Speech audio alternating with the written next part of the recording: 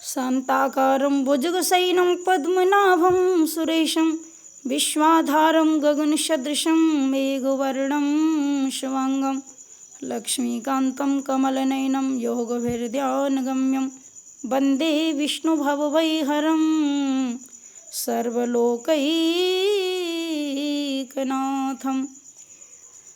जिस समय भगवान ने समुद्र मंथन कराया, समुद्र में से 14 रत्न निकले और उसमें से लक्ष्मी जी भी निकली। लक्ष्मी जी समुद्र की कन्या हैं, बड़ी सुंदर लक्ष्मी जी, हाथ में वरमाला लिए हुए। लक्ष्मी जी का जैसे ही प्राकट्य हुआ समुद्र के बीच में से, तो लक्ष्मी जी वरमाला लेके निकली कि जो भी बहुत सुंदर होगा मैं उसी को अपना पति बना लूँगी। और वहाँ देखा तो बहुत भीड़ थी, ऋषि मुनि गंधर्व किन्नर नाग, यहाँ तक कि ब्रह्मा विष्णु शंकर भगवान भी विराजमान थे। लक्ष्मी जी की नज़र पहले देवताओं पर पड़ी।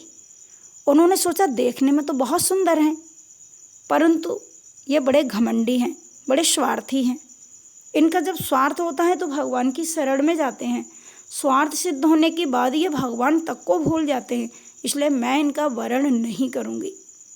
छोड़ दिया देवताओं को। इसके बाद लक्ष्मी जी ने राक्षसों की ओर देखा, अरे वाह, ये भी बड़े शक्तिशाली हैं, बड़े वीर हैं, परंतु इनको अधर्म प्यारा है, अनीति प्यारी है, ये अधर्म करते हैं, पापाचार करते हैं, इसलिए इनका वरण नहीं करूँगी। अब लक्ष्मी जी ने चारों तरफ नज़र डाली तो दुर्वासा जी का दर्शन हुआ। अरे वाह, ये तो बड़े तपोनिष्ठ हैं, तपस्या की निधि हैं और संत हैं, परम त्यागी हैं, यदि इनका वरण करूं तो कैसा रहेगा। उसके बाद लक्ष्मी जी ने सोचा नहीं नहीं, ये हैं तो ऋषि, तपोनिष्ठ भी हैं, परंतु इनको क्रोध बहुत है। और क्रोधो नाशयते धैर्यं क्रोधो नाशयते श्रुतम् क्रोधो नाशयते सर्वं नास्ते क्रोधो क्षमा रिपु। ये क्रोध के अधीन हो जाते हैं, सबको भस्म कर देते हैं। और यदि इनको मैंने वरण कर लिया और पति पत्नी के बीच में कभी हास्य विनोद की चर्चा भी हो गई और यदि गुस्सा हो गए तो हमको ही भस्म कर देंगे, इनका क्या ठिकाना है, इसलिए इनका भी वरण नहीं करूँगी। अब लक्ष्मी जी ने देखा सब और कोई सुंदर है क्या, तो ब्रह्मा जी के ऊपर नज़र डाली, अरे विधाता भी विराजमान है। लक्ष्मी जी सोचती हैं कि विधाता, पहली बात तो ये बूढ़े हैं, मेरे योग्य नहीं, और दूसरी बात इनको एक मुंह नहीं 4 मुंह हैं इनके, और 4 मुंह वाले को क्या पति बनाऊं। एक मुंह से कुछ बोलेंगे, एक मुंह से कुछ बोलेंगे, 4 मुंह से 4 प्रकार की तो बात बोलेंगे, इनका वरण करने से क्या लाभ होगा। ब्रह्मा जी को भी छोड़ दिया। और उसके बाद देवादिदेव महादेव भगवान शंकर जी पर नज़र पड़ी। भगवान शिव जी को देख करके लक्ष्मी जी का कुछ मन माना, पर सोचने लगी कि इनका तो विवाह हो चुका है, इनकी पत्नी है पार्वती, और दूसरी बात ये अर्धनारीश्वर हैं, इनका तो आधा शरीर ही पार्वती का है, इसलिए ये भी वरण करने के योग्य नहीं। लक्ष्मी जी वरमाला लेके और आगे बढ़ी तो श्री विष्णु भगवान नारायण का दर्शन हुआ। देखने में बहुत सुंदर, शंख चक्र गदा पद्म वनमाला विभूषितम, शंख चक्र गदा पद्म वनमाला, और दिव्य बड़ा सुंदर भगवान का रूप देख करके लक्ष्मी जी मोहित हो गईं। वरमाला लेके भगवान के गले में डालने को तैयार हुई तो विष्णु भगवान ने लक्ष्मी जी को रोका और कहा, क्या करती हो।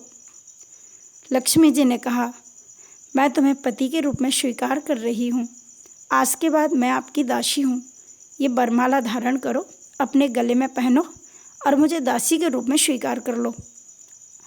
भगवान ने कहा, परंतु तुम मुझे क्यों पति बनाना चाहती हो। लक्ष्मी जी ने कहा कि देखो, यहाँ पर इतने सब लोग बैठे हैं, पर ये लोग मुझे ठीक नहीं लगे, आप ही मुझे अच्छे लग रहे हैं, मैं आपको ही पति बनाऊंगी। विष्णु भगवान ने कहा कि तुम्हें तो मैं अच्छा लग रहा हूँ, परंतु मुझे तो तुम नहीं अच्छी लग रही हो, ज़बरदस्ती बनाओगी। लक्ष्मी जी ने कहा, कर लो बात। जिनका वरण मैं नहीं करना चाहती वो तो विवाह के लिए तैयार बैठे हैं, और जिनको मैं प्रेम करना चाहती हूँ, जिनको मैं वरमाला पहनाना चाहती हूँ, वो मुझे स्वीकार नहीं कर रहे हैं। तो चरणों में गिर के निवेदन किया, प्रभु मुझे स्वीकार कर लो। भगवान बोले, देखो तुम चंचला स्वभाव की हो, मेरे पास बात नहीं बनेगी तुम्हारी। लक्ष्मी जी ने कहा, प्रभु आपकी शरण में आकर, आपके चरणों की सेवा में आकर मैं सारे चंचल स्वभाव को छोड़ दूंगी। एक बार वरण कर लीजिए, मुझे स्वीकार कर लीजिए। जब बार बार लक्ष्मी जी ने भगवान से निवेदन किया तो विष्णु भगवान ने कहा कि देखो मैं तुम्हारे साथ विवाह कर सकता हूँ, परंतु मेरी 2 शर्तें हैं। यदि वो तुम्हें स्वीकार हो तो मैं कर सकता हूँ। लक्ष्मी जी ने कहा, आप आदेश करिए, आज्ञा करिए प्रभु, क्या आज्ञा है। भगवान ने कहा, पहली शर्त तो यह है कि सारे संसार को मैंने अपनी संतान माना है। ब्रह्मा जी भले ही सृष्टि की रचना करते हैं, परंतु ब्रह्मा जी मेरी ही कृपा से करते हैं, मेरी ही प्रेरणा से करते हैं। सारे संसार का पालन करने वाला, सारे संसार का पिता मैं ही हूँ।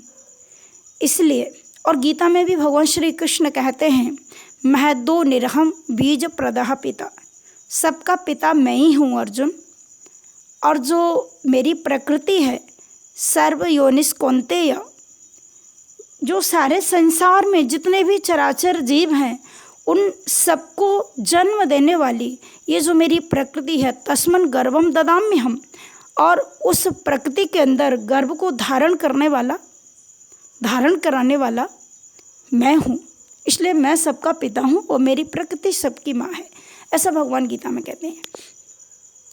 तो विष्णु भगवान ने कहा कि देखो पहली शर्त तो यह है कि मैं तुम्हारे गर्भ से कोई संतान उत्पन्न नहीं करूँगा, क्योंकि सारा संसार, पूरा विश्व सब मेरी ही संतान है। दूसरी बात, मैं विषयों से रहित हूँ, मैं विषयों को नहीं भोगूंगा। यदि तुम्हें मेरी सेवा करनी है तो मैं स्वीकार कर सकता हूँ, परंतु तुम्हारे गर्भ से मैं कोई संतान उत्पन्न नहीं करूँगा।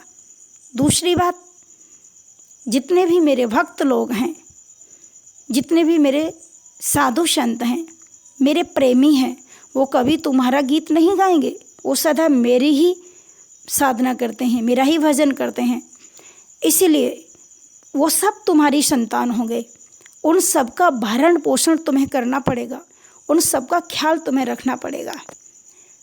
तो लक्ष्मी जी ने इन दोनों शर्तों को स्वीकार कर लिया और भगवान के गले में जयमाला डाल दी, वरमाला को भगवान श्री नारायण के गले में डाल दिया।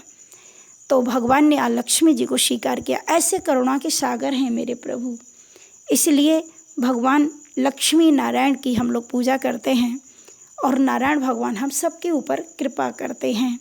जो भी भगवान नारायण का भक्त है, लक्ष्मी जी तो उसके पीछे पीछे घूमती हैं। इसलिए कभी संपत्ति को मत मांगो, जब भी मांगो तब अपने प्रियतम को मांगो, भगवान को मांगो, नारायण को मांगो, क्योंकि यदि आप नारायण के बन जाएंगे तो नारायण के चरणों की दासी है लक्ष्मी, वो अवश्य तुम्हारे पास कृपा करने के लिए अवश्य पधारेंगी। इसलिए सब भगवान की भक्ति करें और सभी भजन ही करें, क्योंकि भजन ही सार है, भजन से ही कल्याण होगा। बोलिए लक्ष्मी नारायण भगवान की जय।